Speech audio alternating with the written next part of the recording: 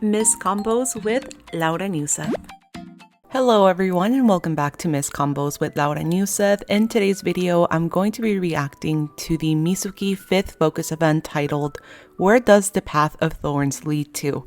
Before we get started with this video, I would like to go over some disclaimers. The first one being, do not put any type of spoilers in the comments.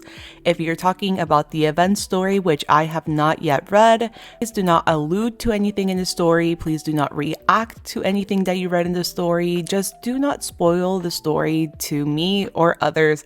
The event story as well as the cards dropped while I was still asleep, so I am just playing catch up at the moment, and also the card reactions are based on the cards themselves and what I've known about the characters and symbolism so far, so there won't be any spoilers here, but I will be talking about the trans experience, although I personally still don't know if that's even what happens, but I've seen a lot of parallels with Mizuki's story and also the trans people that I happen to know in real life as well. So I want to comment a little bit about that. I also, second disclaimer, any type of transphobia, homophobia, or bigotry comments will be deleted and you will be blocked. I have zero tolerance when it comes to that stuff. So if I see anything transphobic in the comments, you will be blocked. I will not hesitate to do that. So now that I got the disclaimers out of the way, if I get emotional while doing this voiceover, I do apologize, but a lot of the symbolism as well as just the card artwork themselves just evoked a lot of emotion from me. So I'm already crying. So yeah, it's gonna be, let's hold hands and get through this together. So without further ado, let me go into the event synopsis. After seeing Mafuyu finally taking a step forward, Mizuki feels a strong desire to move forward themselves. Feeling determined, Mizuki decided to finally tell Enna all the things they weren't able to tell her up until right before the school's cultural festival. But that's it. That's literally the event summary. So let's just jump into it. So we will be getting started with Mizuki's untrained artwork, which has a very jarring and traumatic looking facial expression. I've never seen anything like this from Project Sekai, but just the way the card is framed, it's clear that Mizuki is reacting to something traumatic that's happening right in front of them, most likely at the hands of a bully. And we do know that Mizuki has dealt with bullying in the past, but this type of facial expression and also the particles that you see flying on the actual card artwork, it does make it seem that there is something traumatic happening at the hands of a bully. Now, I would like to talk about the amber lighting in this card and how, to me as a Californian dealing with wildfires, it very much reminds me of that orange lighting that you see when there is a wildfire going on or just a fire in general. Now, whether there is actually a fire, literally, I don't know because I have not read the event story. And also a lot of the lighting is coming behind Mizuki. And although there is danger right in front of Mizuki, otherwise, why would Mizuki have this very scared and jarring facial expression? But having the majority of the amber lighting be so intense behind Mizuki almost makes me think that the danger that's coming up ahead is going to be mostly inner thoughts and inner demons.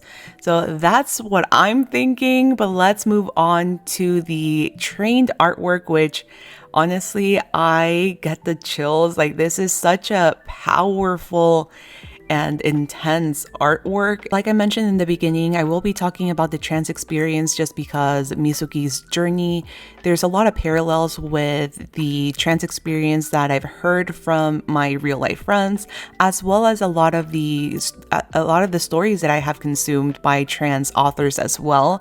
So having Mizuki be in the center, in a room surrounded by mannequins. It truly does signify how lonely and how displaced a lot of trans people feel. Despite having the outward appearance and, Mizuki does present themselves very feminine, you may still present yourself like that. But to the rest of the world, you will not be good enough to be considered that gender that you're presenting yourself to be. And it's no secret that trans individuals do face a lot of discrimination. A lot of them have faced a lot of bullying, discrimination, not only from people in their surroundings, but also from government as well. I mean, you have, I'm not going to get too political, but even in the US, there's still a lot of politicians wanting to take away trans rights. So it can feel, and I would assume so, very lonely, and like the world is literally against you, which I feel like I get that just by looking at this card. So apart from that, I want to talk about the only pop of color that you're seeing in this artwork, and that is red. Red, a color associated obviously with blood.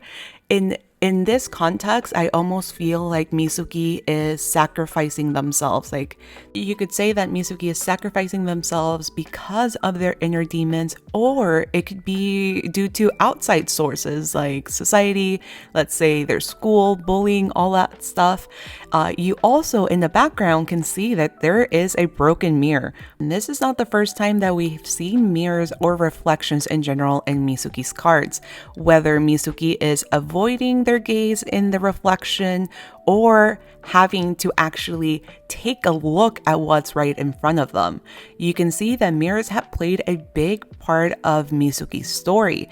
And in this case, even displaying what is actually going on inside of them.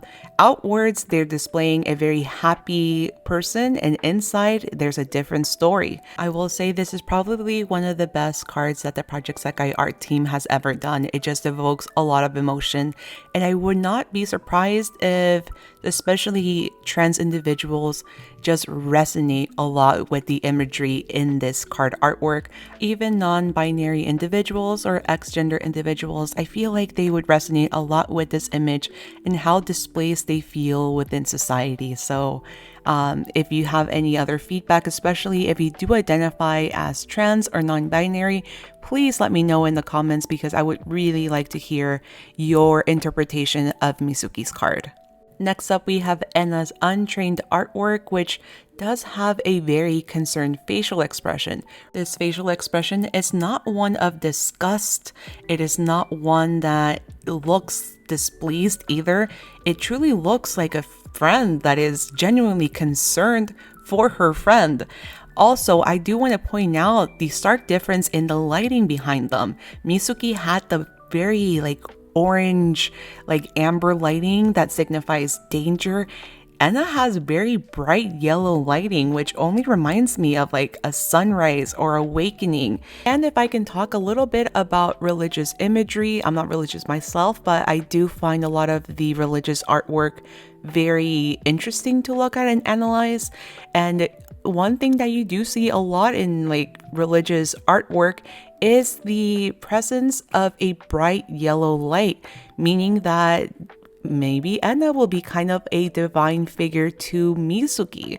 So this, to me, I am feeling hopeful with Enna's role in Mizuki's journey. With that in mind, now let's look at the trained card artwork, which is absolutely gut-wrenching. This looks exactly like a friend that just lost their friend. It looks like someone who is mourning the loss of a friend.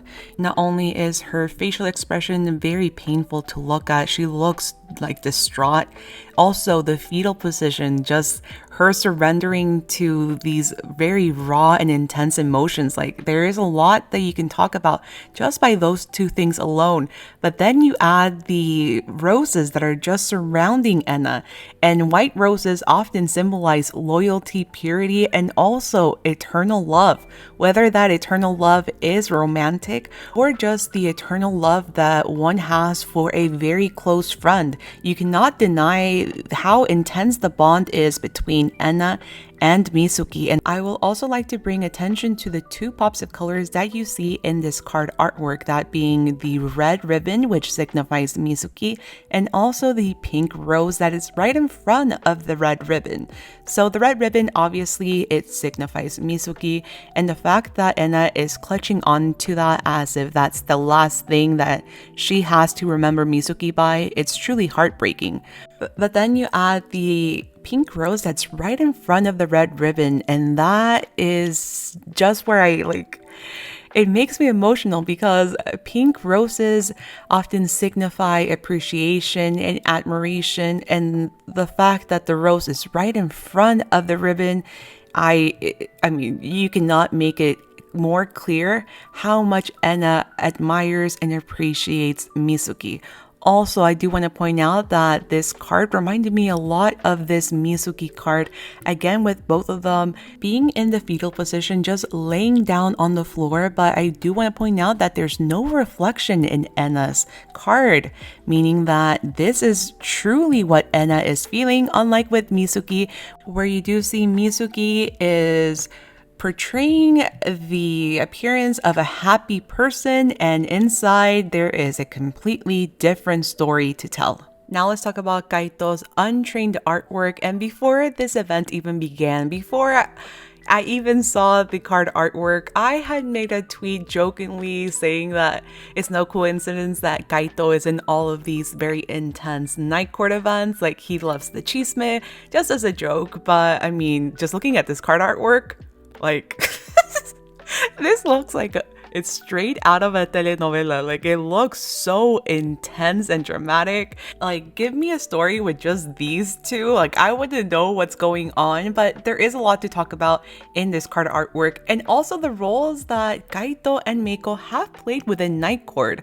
So I received this comment from Jolly Turnip, and this was like even before the card artwork came out, but it just, dude, the way you nailed this was perfect. So KAITO's role within Night Court has always been to push Night Court towards facing and resolving their issues. Meiko, on the other hand, is kind of an enabler whose characterization revolves around sitting back and watching things unfold instead of actively herself or helping to work towards a solution. I think you nailed it with the description. I'm definitely getting that. But if I can go back to just giving my thoughts about this card, what I'm seeing in this card artwork reminds me a lot of the imagery of having an angel and a devil on your shoulder.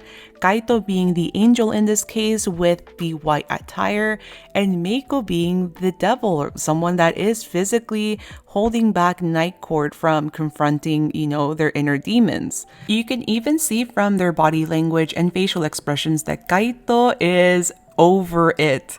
He's going to do what he feels is the right thing.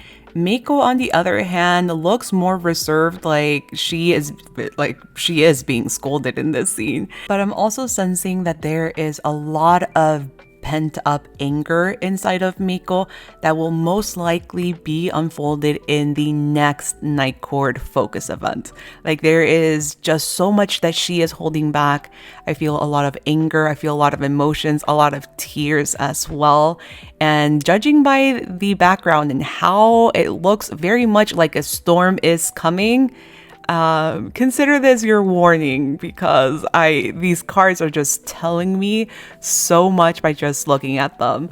Now let's talk about the trained card artwork. We have KAITO laying down, looking a lot more serene, but if you zoom into his eyes, there's a lot of sadness and almost a look that resembles someone who just feels defeated.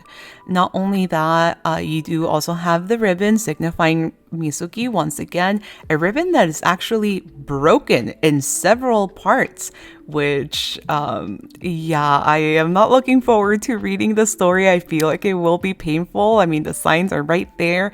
But once again, the only pop of color that we have in this set of cards is the red, or in this case, kind of like a reddish, pinkish red. And I do feel like these petals belong to a camellia flower, specifically the Japanese variant Camellia japonica.